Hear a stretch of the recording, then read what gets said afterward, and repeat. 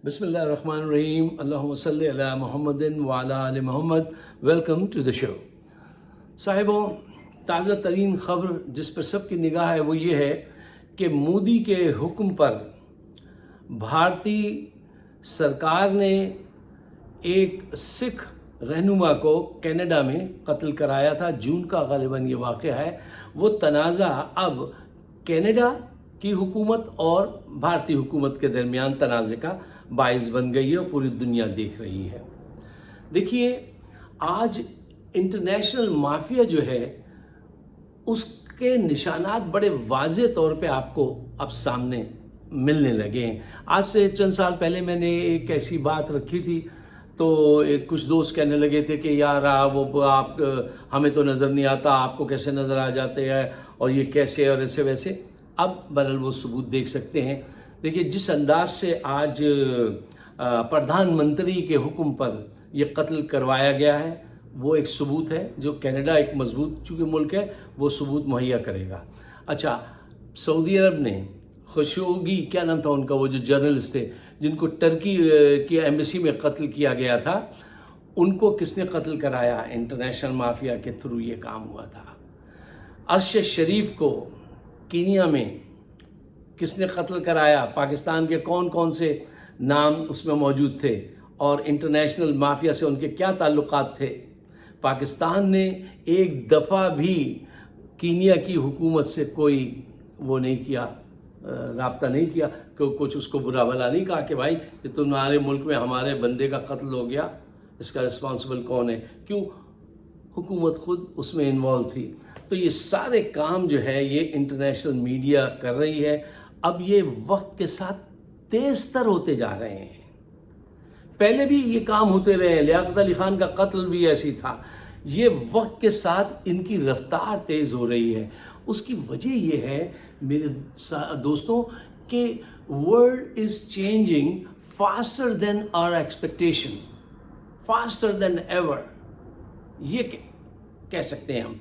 ठीक है, बहुत तेज़ी से बदल रही है और ये इतनी तेज़ी से बदल जाएगी कि अगर आप नहीं बदले तो आपका अंजाम बहुत ख़राब हो जाएगा। देखिए, कह रहे हैं कि 2050 में इस दुनिया की पॉपुलेशन जो है वो 9 बिलियन नफूस पर मुश्तमिल होगी। 9 बिलियन। आपको पता है 1947 में इंडिपेंडेंस के वक्त हिंदुस्तान की इंक्लूडिंग पाकिस्तान पॉपुलेशन कितनी थी? 300 मिलियन ओनली, 300 मिलियन। आज कितनी है आपको इल्म होगा। अच्छा, पूरी दुनिया एक बहुत बड़े चेंज में है। इंटरनेशनल माफिया बहुत तेज़ी से अपने किरदार अदा कर रही है और मुसलमानों को ये बात याद रखनी चाहिए। देखिए, 2050 में आपकी तादाद जो है इस दुनिया में दोगुनी होने जा रही है। हर तीसरा आदमी जो होगा वो मुसलमान होगा, लेकिन आपका एजुकेशन रेशियो जो है वो अभी तक 30% है, उससे ज़्यादा नहीं। तो इसका मतलब ये हुआ कि you are going to hit a big disaster, बहुत बड़ा डिज़ास्टर होने वाला है। उसकी परवाह कीजिए कि आपने उस सिलसिले में क्या किया है। इस सिलसिले में 2-3 अहम बातें हैं कि जिन पे आपको गौर व फिक्र करने की मैं दावत देता हूँ। एक ये है कि देखिए, अपनी कम्युनिकेशन को बढ़ाइए। कम्युनिकेशन की एबिलिटी आपका इंटेलेक्चुअल बैंक आने वाले वक्त में बहुत काम आएगा। तेज़ी के साथ, आसान लफ्ज़ों में, कम वक्त में ज़्यादा कम्युनिकेशन कीजिए, जो मैं अक्सर कहता हूँ अपने प्रोग्राम में कि हमारी कोशिश होती है हम डायरेक्ट बात करें, सीधी बात करें, आसान लफ्ज़ों में फ़ौरन आपको बात बता दें और फिर आगे बढ़ें। अच्छा, कम्युनिकेशन को बढ़ाइए। दूसरा ये कि अपनी लीडरशिप जो है ना उसका इंतखाब करते हुए बहुत मोहतात हो जाइए, बहुत मोहतात हो जाइए। देखिए, आपको ऐसी लीडरशिप चाहिए है जो प्रॉब्लम सॉल्व करने की एबिलिटी रखती हो। नंबर 1, भाई अगर वो प्रॉब्लम सॉल्व करने की एबिलिटी नहीं रखता तो वो लीडर नहीं है। और दूसरी एबिलिटी उसके अंदर ये देखिएगा कि जो चेंज को लीड करके आगे बढ़े। जब दुनिया में चेंज आए तो वो अपने लोगों को समझाए کہ اس چینج کو کیسے اپنانا ہے، اس کے ساتھ کیسے گو ود دا فلو، کیا اس کے بہنا کیسے اس کے ساتھ، تو جو بہے گا میں بھی بہوں گی، وہ صورتحال ہونی چاہیے، گو ود دا فلو۔ اچھا، یہ ایبیلٹیز میں نے دیکھی تھی کمیونیکیشن کی، پرابلم سالونگ کی، اور یہ go with the flow Imran Khan میں بار بار یاد آتا ہے۔ وہ اس کو آپ نے جیل میں اٹھا کے پھینک دیا ہے، کیا آنے والے سال کی چینجز جو ہیں اس کا مقابلہ نواز شریف، زرداری اور یہ ملا جیسے لوگ کریں گے، فضل الرحمان جیسے؟ نا نا نا نا نا۔ دیکھیے چینج آنی شروع ہو چکی ہے، کہتے ہیں کہ جو چینج آج اس وقت دنیا میں ہے، آنے والے صرف 20 سال کیا ہوتے ہیں قوموں کی، اس میں کچھ بھی نہیں بڑی ہے تعداد ہے، 20 سال، صرف آنے والے 20 سالوں میں جو چینجز ہونے والی ہیں ان کو آپ 4 سے ضرب دے لیں تو آنے والے 20 سال میں آپ 20,000 سال کی چینجز جو ہیں اس کا سامنا کریں گے۔ اتنی بڑی چینجز کا آپ کو سامنا ہونے والا ہے۔ اور اگر آپ کے لیڈر یہ ہوئے جو صرف کرپشن پہ بلیو رکھتے ہیں، جو پرابلم سالو نہیں کر سکتے، جو آپ کو چینج کے ساتھ تیار نہیں کر سکتے، لیڈ نہیں کر سکتے، آپ کے ایجوکیشن سسٹم جو کہ ناکارہ ہو چکا ہے، اس پہ آج تک ان حضرات نے کبھی بات ہی نہیں کی، صرف اس کو عمران کو میں نے بات کرتے دیکھا، اور اس نے اس کو اسٹرکچر دینا شروع کیا تھا کہ کہاں تک ناظرہ قرآن پڑھانا ہے، کیسی تعلیم دینی ہے، صلی اللہ علیہ وسلم اتھارٹی قائم کی، ریسرچ کیسے قائم کرنی ہے، یہ ساری باتیں کس نے شروع کی؟ اس نے۔ کیوں؟ سلوشن کیا ہے یہ آنے والے وقت کا؟ یہ انٹرنیشنل مافیا تو قتل کراتی رہے گی، وہ ان کے لنک ہیں، وہ پیسے دیتے ہیں، قتل کراتے ہیں۔ ہاں، اب اس میں تیزی آ رہی ہے، جیسے دوسری چیزوں میں تیزی آ رہی ہے ایسے اس میں بھی تیزی آ رہی ہے۔ حل کیا ہے؟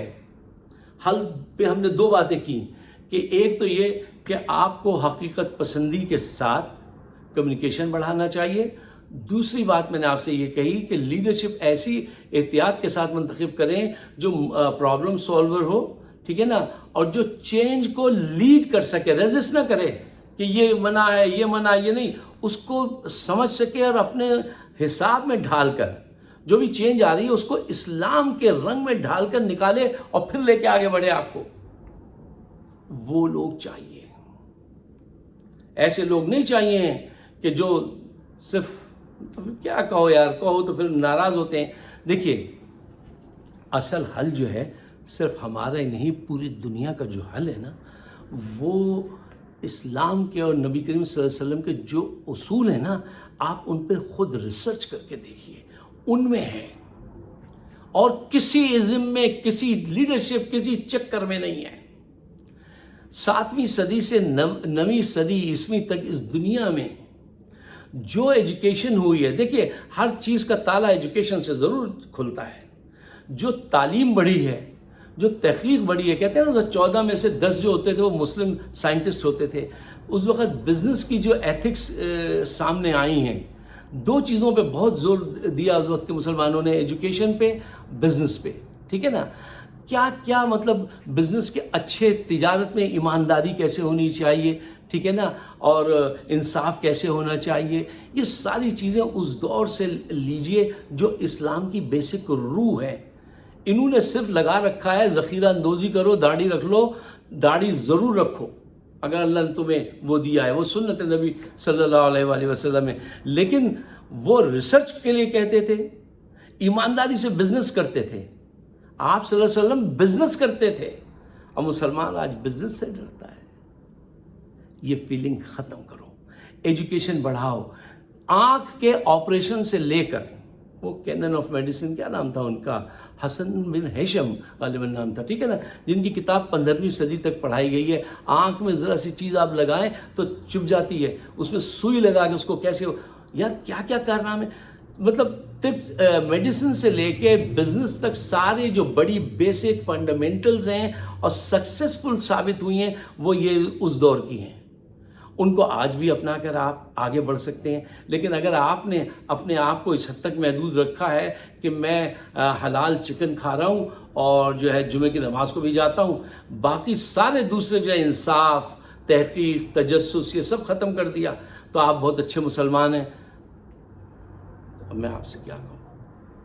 مذہب پہ زیادہ بات کرو تو پیچھے پڑ جاتے ہیں، کہتے ہیں آپ کو کس نے اتھارٹی دی ہے؟ فضل الرحمان آ جائیں گے آپ کے پیچھے کہ آپ یہ گفتگو فرمائیں، آپ اپنے دائرے میں رہیں. فائق صاحب، کیوں؟ میں مسلمان نہیں ہوں؟ میرا حق نہیں ہے؟ ان سے ڈرنا چھوڑیے. اللہ اور اس کے رسول نے جو پیتھ دیا ہے اس کو پکڑیے. تحقیق کا کہا گیا 703 آیات ہیں جو اشارے کرتی ہیں سائنس اور ٹیکنالوجی کی طرف. ایجوکیشن پہ کتنا زور دیا ہے یار، کتنا زور دیا. میں کب یہ باتیں بتاتا رہا ہوں کہ وہ ایک تو سب کو یاد ہے نا کہ چائنا جانا پڑے تو جاؤ. ایک دفعہ آپ نبی کے صلی اللہ علیہ وسلم نے یہودیوں کو جو قید بن کے آئے تھے چھوڑ دیا تھا، ہمارے لوگوں کو تھوڑا سا پڑھنا لکھنا سکھا دو. اتنی محبت تھی علم سے. اللہ ہر وقت یہ کہتا ہے آپ سے.